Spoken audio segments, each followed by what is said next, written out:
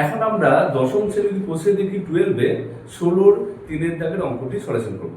অঙ্কটি রয়েছে একটি নিরেট অর্ধগোলকের সমগ্রতলের ক্ষেত্রফল এবং একটি নিরেট গোলকের বক্রতলের ক্ষেত্রফল সমান। অর্ধগোলক এবং গোলকের ব্যাসার্ধের দৈর্ঘ্যের অনুপাত কত তা লিখি। দেখো এখানে একটি নিরেট অর্ধগোলক তার সমগ্রতলের ক্ষেত্রফল এবং একটি নিরেট গোলকের বক্রতলের ক্ষেত্রফল সমান।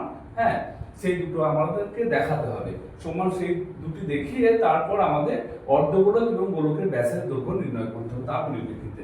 তো দেখো আমরা এই অঙ্কগুলো করার সময় যদি অল্প সময়ের মধ্যে একটু আমরা ছবি এঁকে নিই, যে ছবির মাধ্যমে বুঝে নিই, তাহলে আমাদের ভুলভ্রান্তি হওয়ার সম্ভাবনাটা কম থাকবে। তো দেখো আমরা কি নিরেট অর্ধগোলকের একটা ছবি এঁকে নিচ্ছি। প্রথমত দেখো সাইডে খুব অল্প সময়ের মধ্যে আঁকবে নিরেট অর্ধগোলক।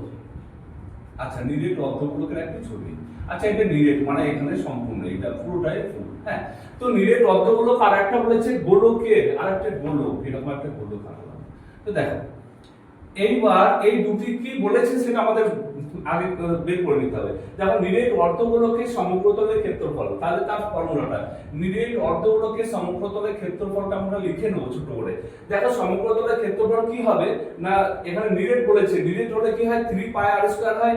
আর নিরেট যদি না হয় তাহলে বক্রতলের ক্ষেত্রফল হয়, সমগ্রতলের ক্ষেত্রফল হয় তোমার 2 পাই আর স্কয়ার। তাহলে এখানে হয়ে যাবে আমাদের 3 পাই আর স্কয়ার বর্গ একক। তাহলে সূত্রটা লিখে নিলাম।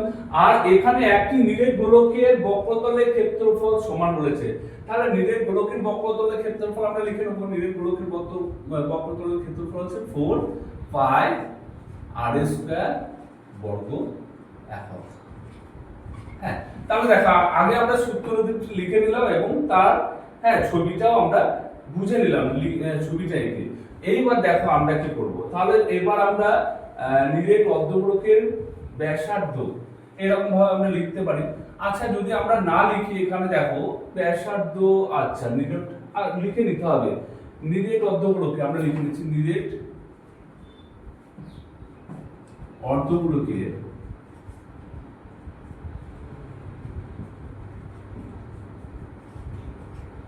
ব্যাসার্ধ। আচ্ছা, মনে করি এখানে লিখতে হবে, মনে করি নিরেট অর্ধগোলকের ব্যাসার্ধ r1 সেমি। আচ্ছা, এখানে সেমি কিছু রয়েছে না, তাহলে একক লিখবো আমরা, একক একক। এবং এবং আচ্ছা, নিরেট গোলকের ব্যাসার্ধ, নিরেট গোলকের ব্যাসার্ধ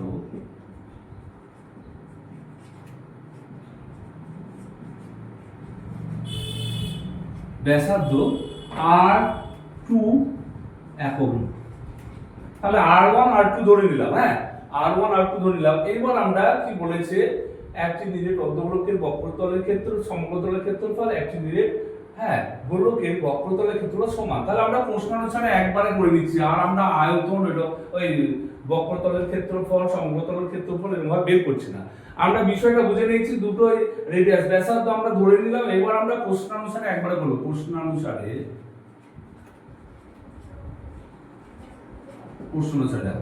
এইবার আমরা কি করব, দুটোকে সমান আকারে দেখাতে বলেছে।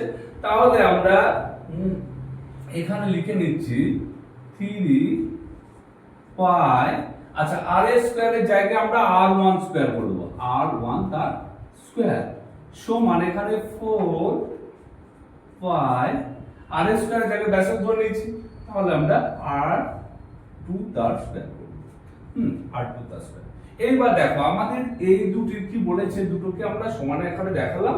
এইবার আমাদের দুটির ব্যাসার্ধের, দেখো অর্ধগোলক এবং গোলকের ব্যাসার্ধের দৈর্ঘ্যের অনুপাত কত তা নির্ণয় করতে বলেছে। তাহলে আমরা অনুপাতের মতো লিখতে শুরু করব। তাহলে এখানে আমরা এইটাকে বাই আকারে যদি আমরা লিখি, দেখো এইটাকে, তাহলে আমরা r1 তার স্কয়ারটাকে রাখলাম উপরে, এখানে রাখলাম। এইবার নিচে আমরা কি করব, নিচে দেখো এই দিক থেকে নিয়ে চলে আসবো, এই যে 4 পাই ছিল তার সঙ্গে গুণ আকারে ছিল সেটাকে নিয়ে চলে আসছে, তাহলে r স্কয়ার r2 স্কয়ার সমান। এইবার দেখো এইটা কি হবে, এইটা উপরে পড়ে থাকবে, এইটা যেমন উপরে থাকলো, তাহলে 4 পাইটা উপরে থাকলো আর নিচে হয়ে যাবে কত 3 পাই। হলো। এইবার দেখো আমরা পাই পাই কেটে যাচ্ছে, তাহলে এখানে দেখো এবার আমরা স্কোয়ার তুলে দেবো। এখানে আর 1 স্কোয়ার উঠিয়ে দিলাম, এখানে আর 2 আর 2। এবার স্কোয়ার তুলে দিলে এইদিকে কি হয়, আমরা সবাই জানি যে স্কোয়ার তুলে দিলে ওইদিকে রুট ওভার হয়ে যায়। তো দেখো আমরা রুট ওভার, এটা রুট ওভার করব, আমরা সিঙ্গেল ভাবে করতে পারি, যে 4 রুট ওভার এখানে রুট ওভার 3।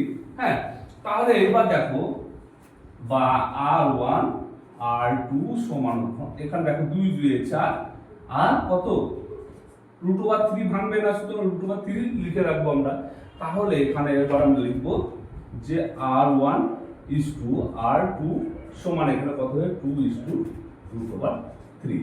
তাহলে আমাদের কি হলো, অর্ধগোলক এবং গোলকের ব্যাসার্ধের দৈর্ঘ্যের অনুপাত 2 is to 3। আমরা এখানে লিখতে পারি, আমরা লিখবো যে অতএব অর্ধগোলক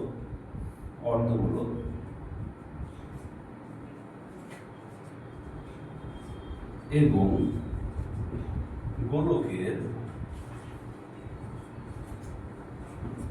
ব্যাসার্ধের দৈর্ঘ্যের অনুপাত সমান কত 2 is to root over 3। হ্যাঁ, 2 is to root over 3। তাহলে আমাদের 16 3 থেকে অঙ্কটি সলিউশন।